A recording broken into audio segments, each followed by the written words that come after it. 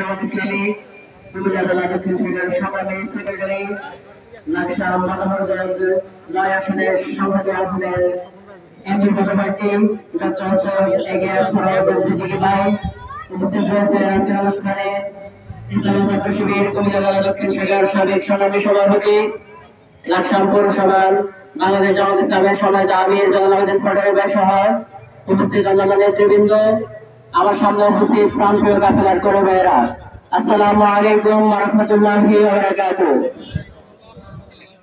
সম্মানিত উপস্থিতি, আমাদের এখানে অনেক দায়িত্বশীল আছে, আমাদের কথা বলবেন। আমি একটা কথা বলে আমার কথা শেষ করব। আল্লাহ তাআলা পবিত্র কোরআনুল কারীমে বলেন, স্মরণ করো সেই সময়ের কথা যখন আল্লাহ তাআলা ফেরেশতাদেরকে ডেকে বললেন, আমি পৃথিবীতে আমার খলিফা হিসেবে খলিফা প্রেরণ করব। এই খলিফা হিসেবে আল্লাহ তাআলা আমাদেরকে প্রেরণ করেছেন। খলিফার দায়িত্ব হচ্ছে আল্লাহর প্রতিনিধিত্ব করার, আল্লাহর গোলামি করার। আল্লাহ তাআলা আমাদেরকে পৃথিবীতে সৃষ্টি করেছেন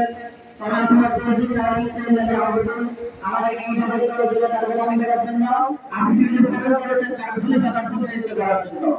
অর্থাৎ আল্লাহর জবানে আল্লাহর দিনকে বাস্তবায়ন করার লক্ষ্যে, আল্লাহর কোরআনের সংবিধানকে কায়েম করার লক্ষ্যে আমাদেরকে কাজ করতে হবে।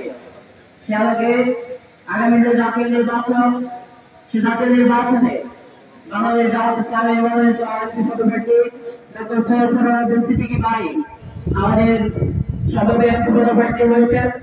আমরা সবাই আমাদের মূল্যবান ভোট গায়বুল্লাহর পক্ষে দেব। জামাত ইসলামী চায় আল্লাহর জন্য, আল্লাহর দিনকে বাস্তবায়ন করার সাংবিধানিক